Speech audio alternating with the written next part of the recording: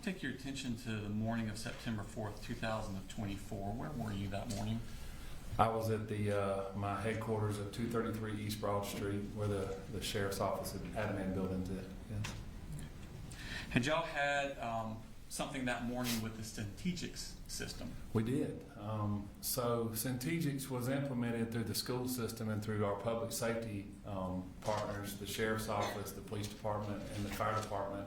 A few months prior to that, and that morning at 7:30, we officially tested Centegics for its rollout, if you will, at 7:30 a.m. that morning.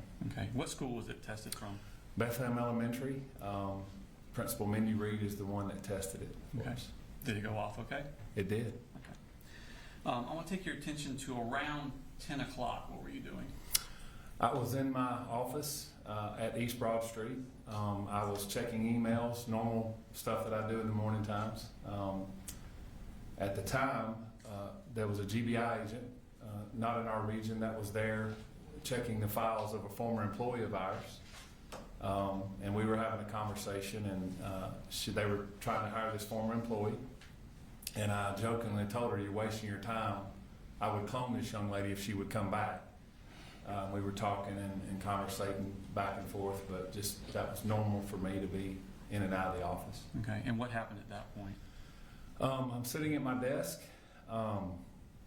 My cell phone is sitting beside me as where I have it plugged up at. And the first Centegics alert went off at around 10:15 or around that time. Then a second one, then a third one, then a fourth one. My first instinct was that it was malfunctioning. Didn't know what was going on, didn't realize what the situation was, and I said to myself, something must be going off with it. Then I started realizing it was Apalachee High School. It does give us an alert and location. When y'all do the trainings, is it normally just one person pushes the button to start it? Normally. Y'all weren't ready for 20 people to push the button? That's correct. Okay. So you found out it's at Apalachee High School. What did you do at that point? I kind of thought it was odd to have that many at one time, that early.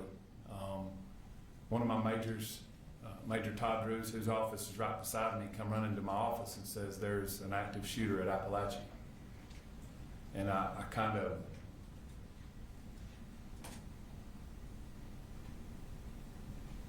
I said, "There's no way." So I remember the GBI agent standing right there beside me, and I ran outside, put my vest on in the truck, and I don't really recall driving from 233 to Heyman Morris, where Apalachee was at. How far away is it? I'd say 3 or 4 miles. My phone was ringing. I do remember turning down Heyman Morris Road, and there was a line of blue lights and red lights from as far as I could see. And when I turned in, Apalachee has a circle drive. Okay. And I remember going to the left. I don't recall ever hearing on the radio where the location was at. Let me pull up the school map. Could you pull up stage 3.1, which has already been tendered into Evidence Run?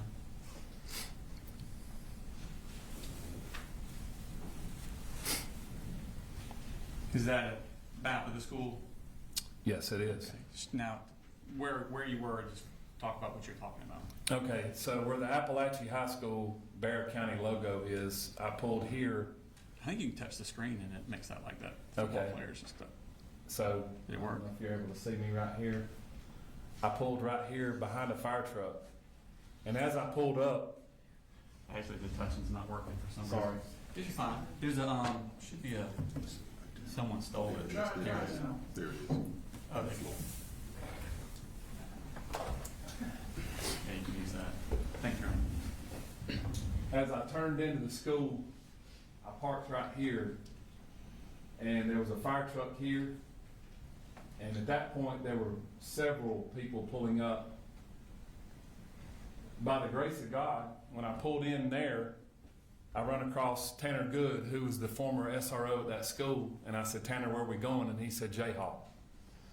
Tanner had gotten his patrol rifle out, so he and I intercepted in the middle in where the flagpole was at, and we started running that direction. And at that point, I couldn't hear anything. I don't remember or recall hearing anything of what the circumstances were. At that point in time, I intercepted Sergeant Schultz, and we had implemented what's called an RTF group, where our fire and EMS. Two of the firemen jumped off the fire truck, which was Jeremy Thayer, who's our captain at the time. He is still with the fire department, and Sergeant Mixon. They got their helmets on, their vests on, and they grabbed their bags, and they started going in the building with us. As we entered the building, we run down this side here, and J Hall is here. That's where we entered. I remember specifically giving them orders, because we didn't know if they start shooting out. Who were you giving orders to?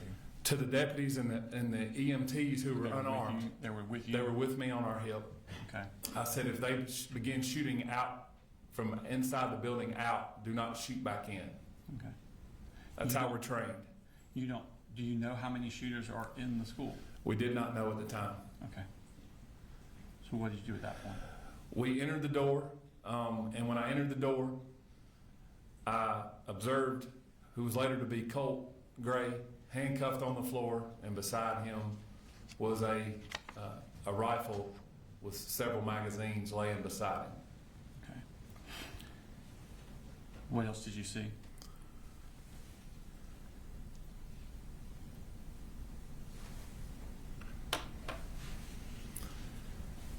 Just beyond him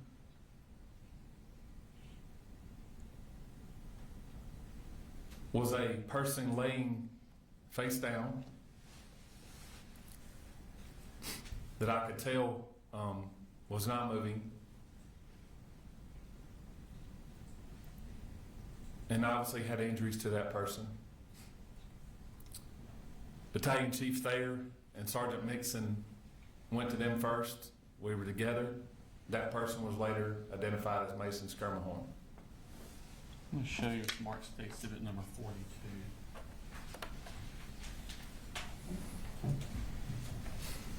Actually, you identify what that is. That is a picture of Mason Skirmahorn in the parking lot. On September 4th, 2024, was Mason Skirmahorn under the age of 18? Yes, he was. All right, this time I'd like to post State Exhibit number 42. No objection. 42 submitted.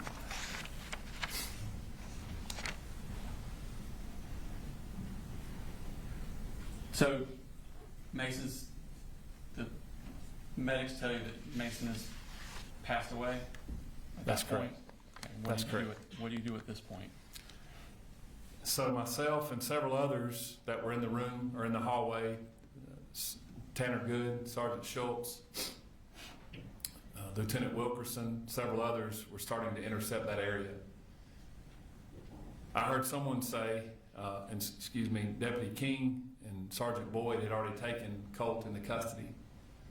I heard someone say there may be a secondary shooter. We weren't sure at the time. So we began clearing that particular area of J Hall, K Hall, I Hall, and those that intercepted that hallway. We have a map here, so you can show on that. Probably easier. It's kind of zoomed in. It's a portion of the map you were looking at already. And when you say clearing, what's your objective? Our objective is to stop the killing and render aid, Okay. whatever that may be. Our job is to go in and intercept whoever's doing the damage and whoever's doing the killing at this point. That's our job at that point. So myself and several others were clearing the bathrooms to try to find out if other people were in the building. All right. Show us about where you're talking about. I'll have to find J Hall here. The bathroom is where we first started. Workroom and bathroom area right here. This is J, right here. This is where we went and started clearing, and we started clearing each hallway as best we could. Then we started fanning out, and what we use is what's called a bubble technique, Okay. where the bubble expands like a balloon. Okay. So instead of everybody just running down one hall, you're all kind of. We're fanning out, yes. Okay. Do you have any difficulties getting into the rooms? Yes. our teachers and our students and staff are trained that all of the doors should be locked or closed and no access to those rooms. Okay. So it's very difficult. And at that time, during the chaos of what's going on, the teachers are trained, do not let us get in the room, even though they're asked to. What did y'all do to overcome that? We have keys that are able to let us in the doors after we are able to clear the building later on. So, in essence, the teachers and the kids are left to their own defense till we can go to the next room and clear it and make sure that room is safe. That's the difficult part. Once you've cleared for safety purposes, what's your next objective? Our next objective is to secure what we have, secure the scene, and secure what we have at this point in time, and render aid in this case. And that's what we did. We started rendering aid with our RTFs. Okay.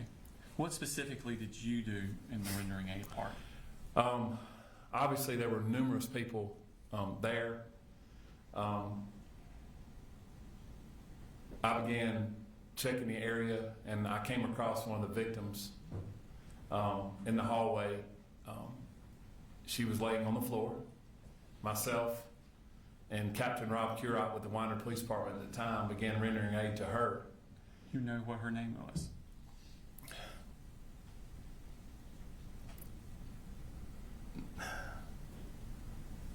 I'm drawing a blank. Tell me about her injuries. Did you see them? Yes, and I'll think of it in a minute. I'm so sorry. She had extensive injuries to her. She was bleeding in a lot of different locations that I could see.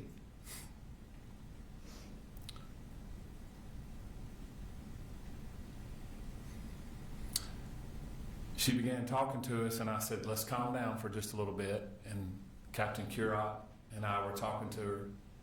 And what we have in our RTF bags are what's called a drag bag.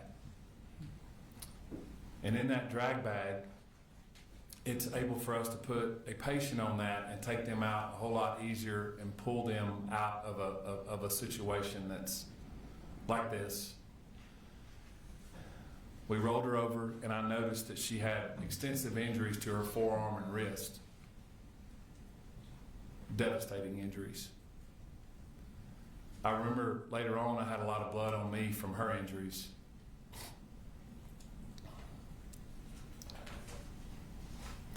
I was trying to calm her down, and we got her on the bag, and we started taking her out of the school, out of J Hall where we entered, myself, Captain Curott. Before you took her out and you're putting her on that drag bag, did she make any statements to you?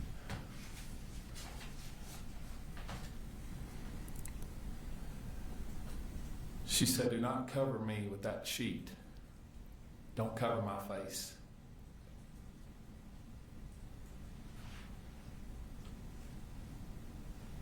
Please don't let me die.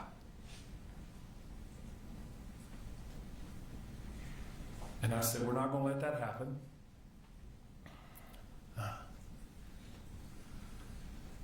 And I remember asking her name, and she said, Natalie.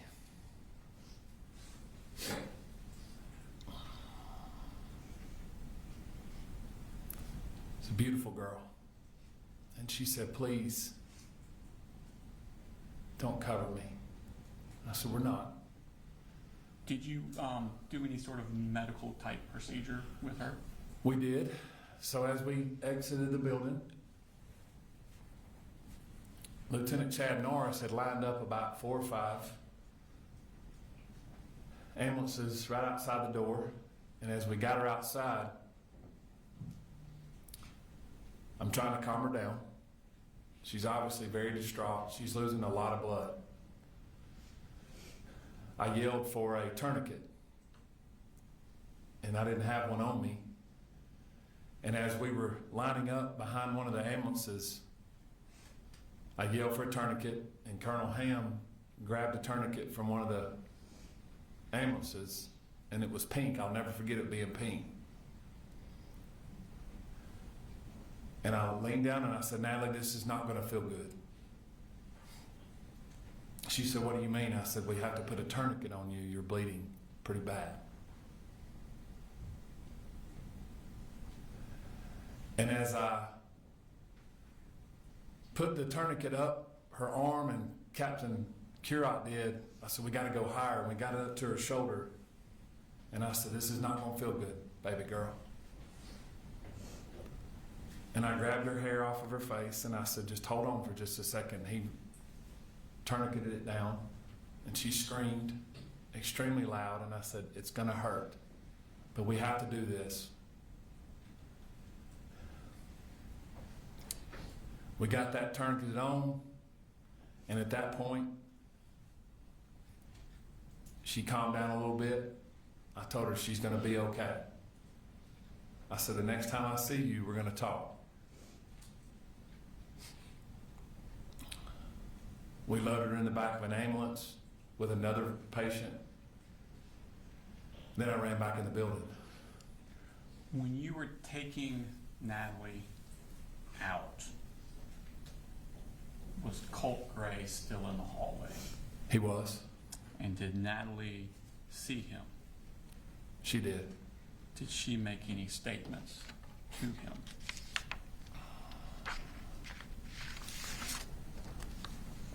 She cursed him and called him some curse words pretty loudly.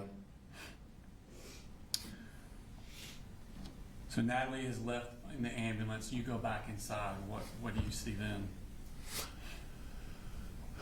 I began assessing the situation as best I could to try to locate. We had many RTF teams in there at that point, rendering aid to people.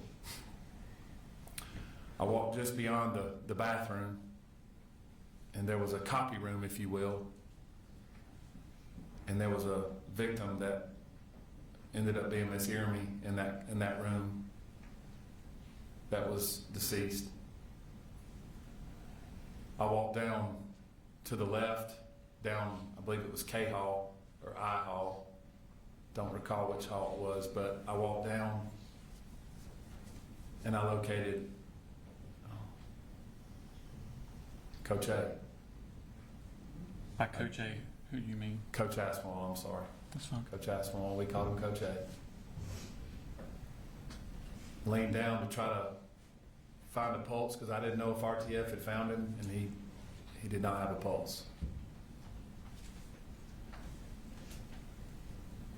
I then walked back down the hall. They were rendering aid to Coach Phoenix in an ambulance at that point.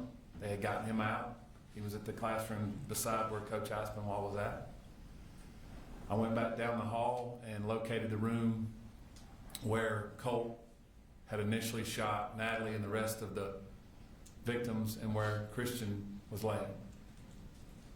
And Christian was deceased as well. Was Christian also on September 4th, 2024 under the age of 18? Yes, he was. Okay. What did y'all do at that point? We made the decision to try to evacuate the building as best as possible to get the remaining students and the teachers out of the classrooms as best we could. It was a very difficult decision. Probably one of the decisions that I regret is walking the kids and the students and the staff through that hallway. But I wanted to get them out of the building as quickly as I could and not have them in those classrooms where we had them locked in until we could get it cleared. What was And your we did. regret about it? We had to walk the kids to the crime scene. A lot of kids had to see things that I don't think children of that age should see. Teachers did not need to see that, but we had to get them out. I wanted to get them out of that building as quickly as possible. And where did y'all take them?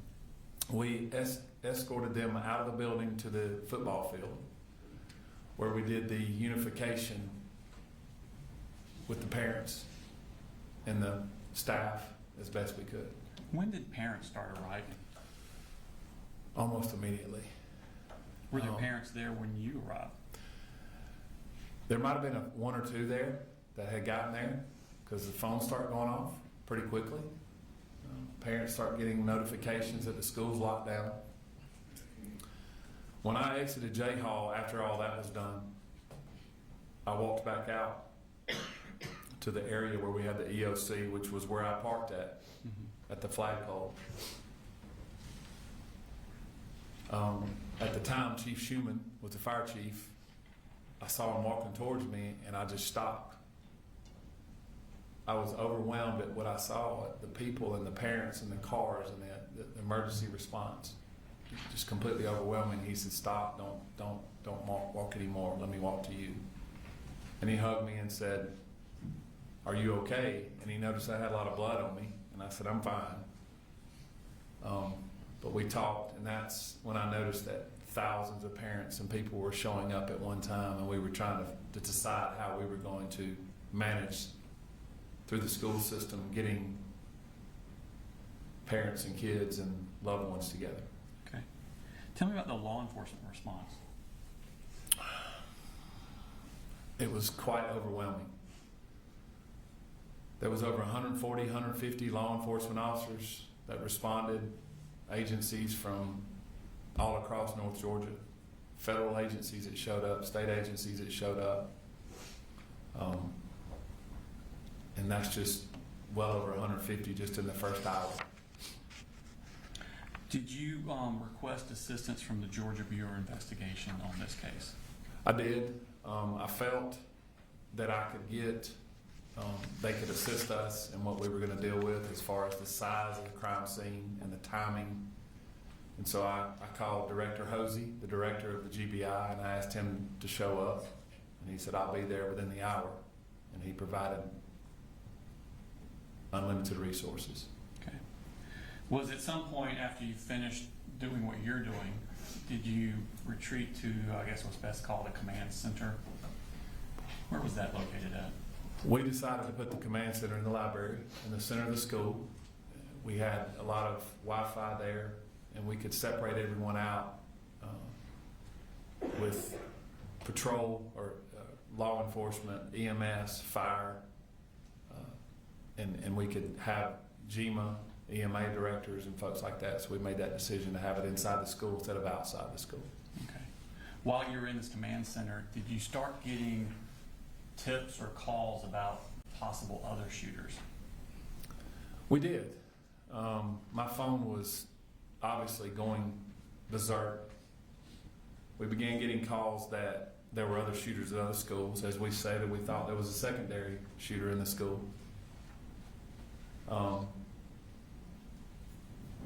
I happened to pick up my phone, and it was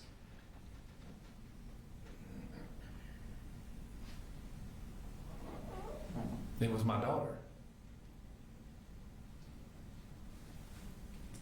who was at the other high school, Winderberry. And she said, "Daddy, are we okay?"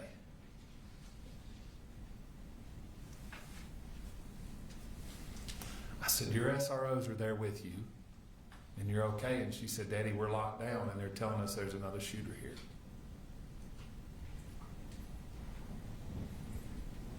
You know, as a dad, you're supposed to protect your children, and I couldn't do anything.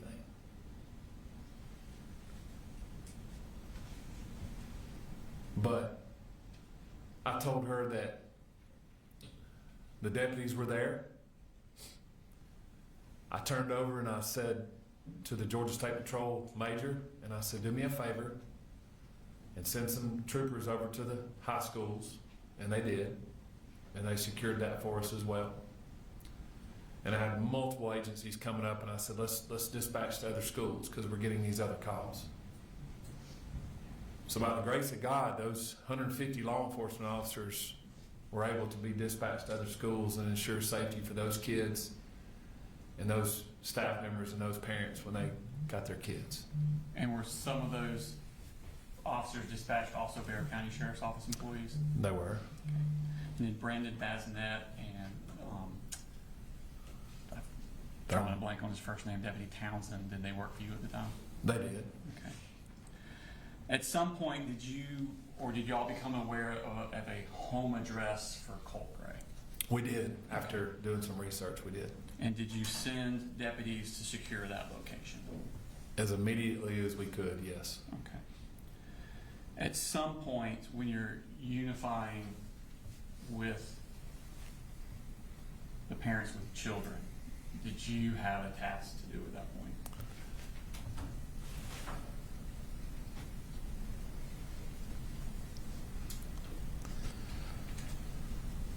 So we knew that we had 4 people brutally murdered.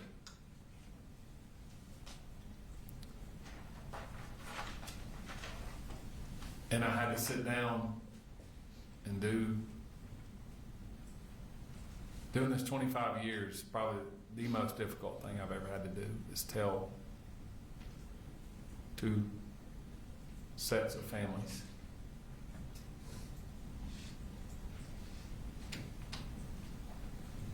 that their babies were murdered.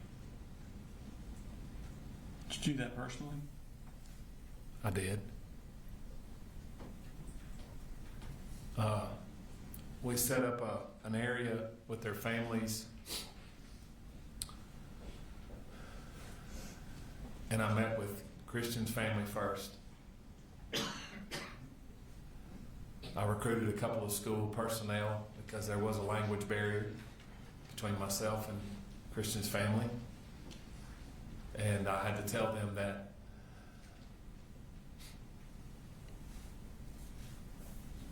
Christian's life was taken. And all I could do is sit there with them and pray with them and tell them I'm sorry. And then I had to meet with Mason's family and tell them the same thing. And then I had to meet with Miss Earmy's husband and tell him that his wife was murdered. I wasn't able to meet with Coach Aspinwall's wife. She was not on site. That was done off-site. I later talked to her and talked to some family members. The residence that you sent those deputies to secure, was that in Barrow County? It was, yes. Just a second, please. No further questions, thank you. Is there any cross? No cross, Judge. Thank you. All right. Thank you, sir.